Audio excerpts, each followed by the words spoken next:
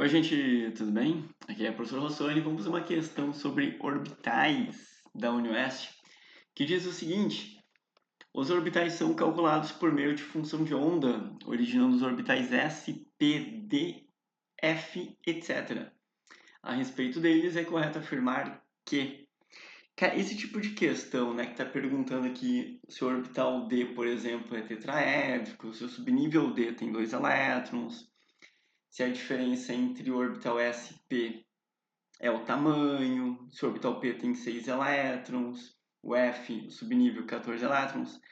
Eu fico pensando que na verdade, uma crise existencial, né? Porque esse tipo de questão me provoca essa crise, porque eu fico pensando, cara, será que eu começo desde o início, explico, para você entender mesmo, ou eu já vou cortando rápido as coisas e falo, ó, isso tá errado, tá certo, tá errado, tá certo. Então, essa crise existencial é foda, né? Vocês poderiam escrever para mim o que eu deveria fazer, né? Ah, vai mais direto ao ponto, né? Só diz por que tá errado. E aí eu fico pensando, tá, aquele cara que não sabe nada, né? Como é que ele sai disso, né? E se cair uma vírgula diferente, acerta, não acerta? Então vamos fazer o seguinte, eu vou tentar começar do zero, nível ameba em coma, como se eu não soubesse nada de elétrons, de orbitais, e você me dá o feedback aí nos comentários, beleza? Bom, vamos lá. Tudo começou lá por Dalton, né, em 1800 e tanto, né, que ele diz que os átomos eram uma bola de bilhar. Aí surge o Thomson e diz, não, tem elétrons no meio dos átomos. Aí surge o Rutherford e vai falar, não, olha só, na verdade o átomo, ele tem um núcleo.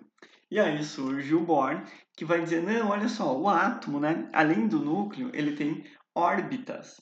E essas órbitas aqui é onde é que estão os elétrons girando ao redor de órbitas, como, né, um sistema planetário. Só que agora no modelo de Bohr, os elétrons pulam de um nível para outro com energia, então absorve, libera energia. E existe um modelo atual, que é o dessa questão, né, que é o modelo de Schrödinger. E o modelo de Schrödinger, ele é alemão, né, cara? Então é Schrödinger. A gente não fala Schrödinger, né, que nem eu já ouvi gente falando. É Schrödinger. E ele vai falar em densidade de probabilidade calculado por meio de um negócio chamado função de onda. É isso que está escrito aqui. Tá, qual é a diferença? Total, a diferença toda, né? Porque olha só como é que é o átomo agora, tá vendo? Então, no Bohr, a gente pensava literalmente em órbitas, como se fossem planetas ao redor, né? Tipo, tem uma órbita do elétron, outra órbita com níveis de energia diferente. Só que para Schrödinger, não é mais órbita, são orbitais. Orbitais é a densidade de probabilidade de encontrar o elétron numa região. Então, isso aqui caiu em matemática pura. Tu vai imaginar um núcleo aqui no meio desse desenho aqui tridimensional, desse gráfico aqui tridimensional, que nem é um gráfico de ensino médio, assim como essa função também não é de ensino médio. Então, tudo que eu falar aqui você só aceita, que a gente não vai calcular nada disso.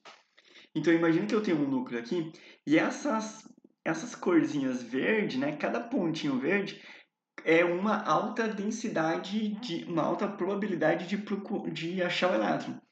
Então, cada pontinho é uma alta probabilidade de encontrar o elétron. Então, como eu tenho uma região aqui que tem mais pontinhos, eu tenho uma maior densidade, né, de probabilidade de encontrar o elétron aqui. Repare que nessa região aqui, eu não tenho tantas altas probabilidades de encontrar o elétron. Então, essa região aqui é uma região de menor probabilidade de encontrar o elétron, enquanto essa região aqui é uma região de maior probabilidade. E o que acaba formando? Uma esfera de novo. Voltou lá para o Dalton. Só que agora matematicamente, né? Eu tenho um núcleo e eu tenho uma esfera, e essa esfera não é o elétron girando ao redor dela, não, tá? É essa região de dentro mesmo, né? De dentro, perto do núcleo ali. Então, esse, por exemplo, é um orbital, chamado de orbital S. Então, esse é o formato do orbital S. É um formato esférico. Como a gente vai ver agora em forma, né, e tamanho e outras informações, isso a gente vai acabar caindo na função de onda, que é uma equação matemática, e por isso que a gente fala em números, né? Números da mecânica quântica, dos números quânticos da química. Então, o primeiro número quântico é o nível de energia, que antigamente correspondia às camadas eletrônicas. Hoje ele corresponde ao tamanho do orbital. Por exemplo, se for pequenininho, ele é o nível 1. Se for grande, ele é nível 2, nível 3 e assim vai indo. Então só muda o tamanho dele, mas o formato vai ser o mesmo. S, 1S, 2S, 3S. É isso aqui, né? Esse aqui é o orbital 1S, esse aqui vai ser o orbital 2S, esse é o orbital 3S. O que está mudando aqui é o tamanho, só o tamanho. Então, o segundo número, que é o número quântico secundário, né, o azimutal, o momento angular, é o subnível, que a gente imaginava antigamente, né, que era o nível que se dividia em dois, né, dava subnível. Hoje a gente sabe que o subnível indica o formato do orbital. Por exemplo, essa bolinha é o S, esse altera aqui é o subnível P. Toda vez que aparecer esse cara aqui é o P, não tem exceção. Toda vez que aparecer um objeto desse jeito aqui, com 4 bexigas, assim, né, amarrados uma na outra, é o D. Existe um D especial lá que eu já te mostro, né, que ele tem um anel no meio do núcleo, um, um anel de Saturno, aquele lá no meio do núcleo, né? E esse cara aqui é o subnível F ainda, né? Então, o subnível F ela tem várias bexiguinhas, é mais de 4, mais que o D. Tudo isso é calculado matematicamente e você tem que encarar isso aqui como sendo um orbital apenas. Um orbital, um orbital, um orbital.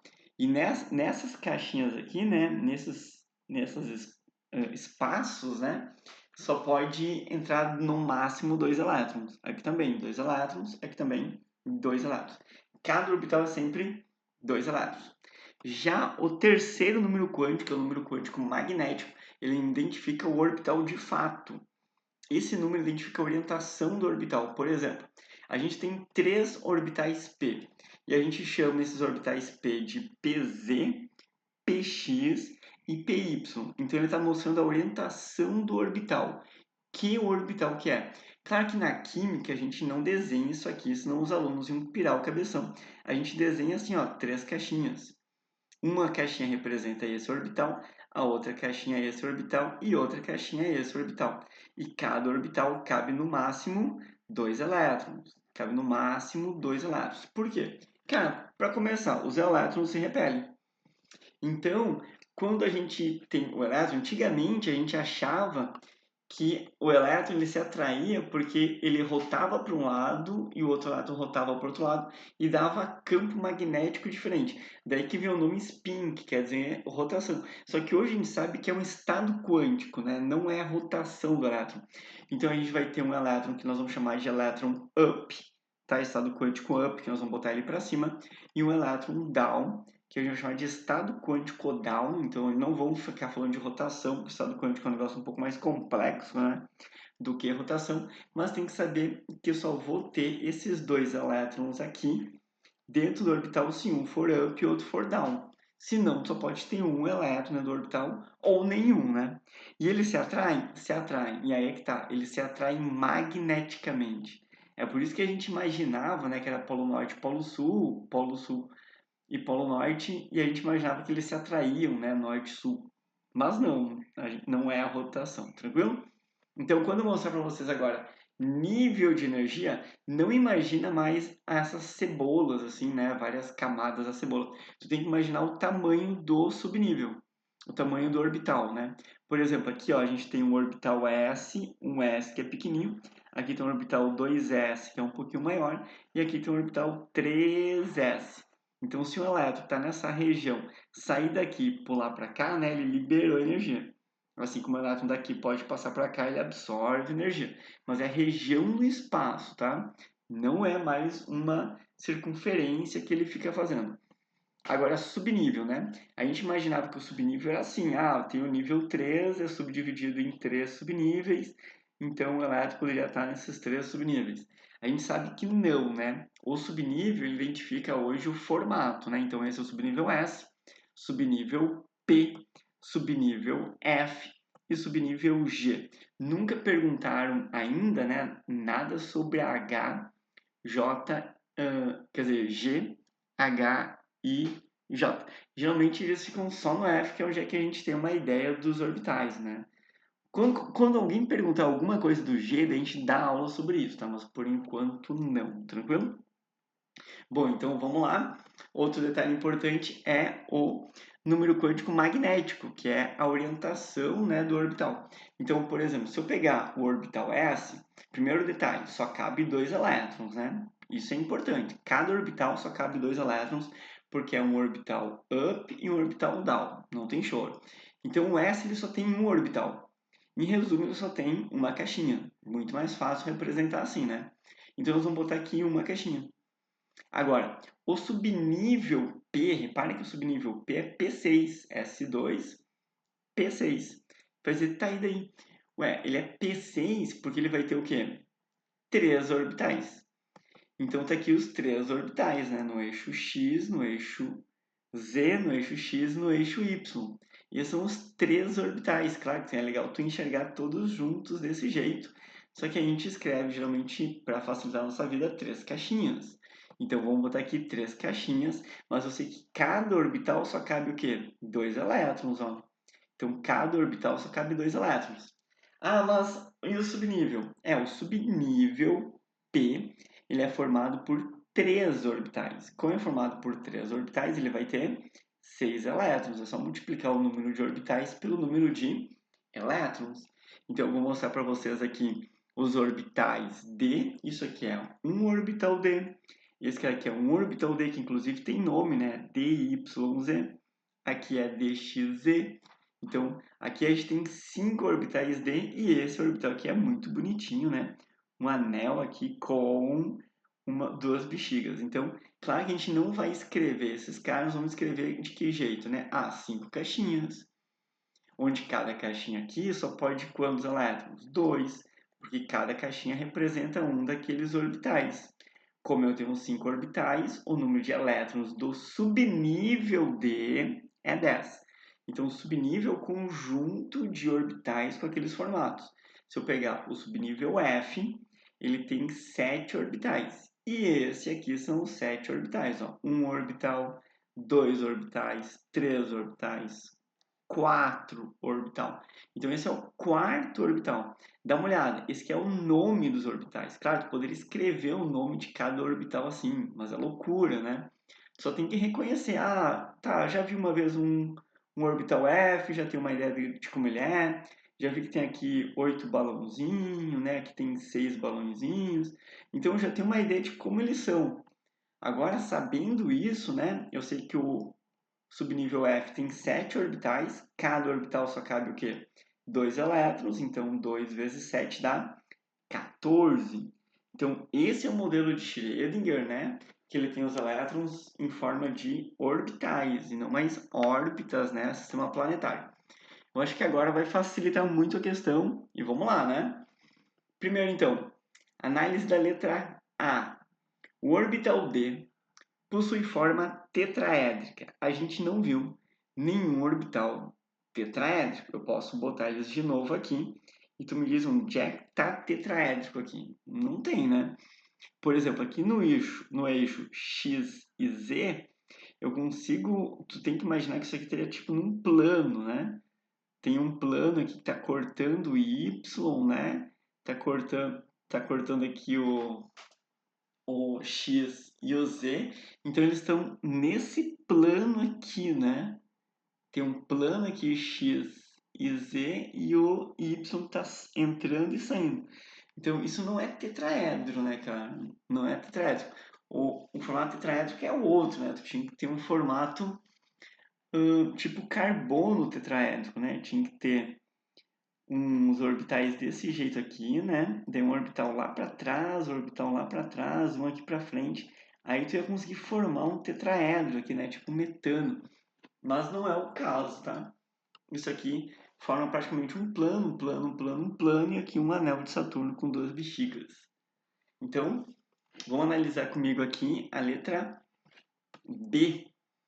O subnível D, que é o que a gente está vendo aqui, né? Possui 2 elétrons. Não, né, gente? A gente sabe que o subnível D ele é formado por 5 orbitais. Esses 5 orbitais estão representados aqui. E você sabe que essas aqui são as regiões de maior densidade de probabilidade de encontrar 2 elétrons no máximo, né? Que é um elétron up e um elétron down. Então, cada orbital tem 2 elétrons. Se cada orbital aqui tem 2 elétrons e eu tenho 5 orbitais, né? Eu vou ter 10 elétrons e não 2, então tá errado isso também. Se falasse assim, né? O orbital D possui 2 elétrons, ou possui no máximo 2 elétrons, aí tudo bem. Olha a letra C, né? A diferença entre os orbitais S e o orbital P é apenas de tamanho. O que você acha? Você lembra que o orbital S ainda é uma bexiguinha assim, desse jeito, uma esfera, né? E tu lembra que o orbital P é duas bexigas? Ó, diz que tem gente que fala que isso aqui é um formato de Altair, tá? Então, o orbital P, ele não é apenas a diferença de tamanho para o S, né? Ó, esse aqui é o S e esse cara aqui é o P. Então, o que muda principalmente, né? O formato. Não é o tamanho, é o formato do orbital, então eliminado. Letra D, vamos analisar comigo. O orbital P possui 6 elétrons. Olha só, de novo, né? A gente está com um orbital P, outro orbital P e outro orbital P. Se eu somar os 3 orbitais aqui, né? Os 3 orbitais, eu tenho a formação do subnível P. Subnível P. Então, cada orbital é 2 elétrons. Cada orbital, 2 elétrons. Isso vale para todos os orbitais, não só o P, D, F, qualquer um, qualquer um. Cada orbital, 2 elétrons. Como eu tenho 3 orbitais, o número de elétrons vai ficar 6. É por isso que existe o P6, né? Então, tá errado aqui. O orbital é 2 elétrons. Se aqui tivesse escrito subnível, aí poderia ser 6 elétrons. E análise da letra E agora. O subnível associado aos orbitais F possui 14 elétrons. Oh, finalmente, né, galera? Tá aqui, ó. Isso é um orbital F, né? Esse é um orbital F. Esse é um orbital F. Esse é um orbital F. E eu tenho 7 orbitais F. Como eu tenho 7 orbitais F, né? 7 orbitais F. E cada orbital pode no máximo 2 elétrons, então o total de elétrons que eu vou ter vai ser 14. Então o subnível associado aos orbitais F possui 14 elétrons. Sim, é o máximo que ele pode possuir. Então se tiver um átomo muito grande, ele vai ter, o subnível F vai ter 14 elétrons no F. Beleza? Bom, então a resposta é a letra E. Espero que eu tenha esclarecido aí para você um pouquinho.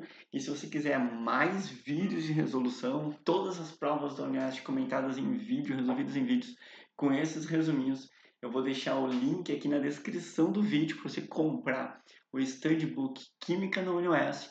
E aí você me ajuda com esse projeto de resolver todas as provas de química do mundo inteiro. Não, tô brincando. Mas as principais, assim, do sul do país, pelo menos, né? Já que eu trabalho em Porto Alegre e em Floripa, e a gente vai resolvendo todas as problemas do sul, depois vamos expandindo, e vocês vão me ajudando, cara, a fazer isso. Então, muito obrigado de coração. Valeu, vou deixar os links para minhas redes sociais também, aparece lá, me dá um alô. E vou deixar outros vídeos relacionados. Inclusive, se você quiser uma aula de números quânticos, né, que vai falar exatamente de todos esses orbitais, eu vou deixar ela aqui para você se divertir com ela. Beleza?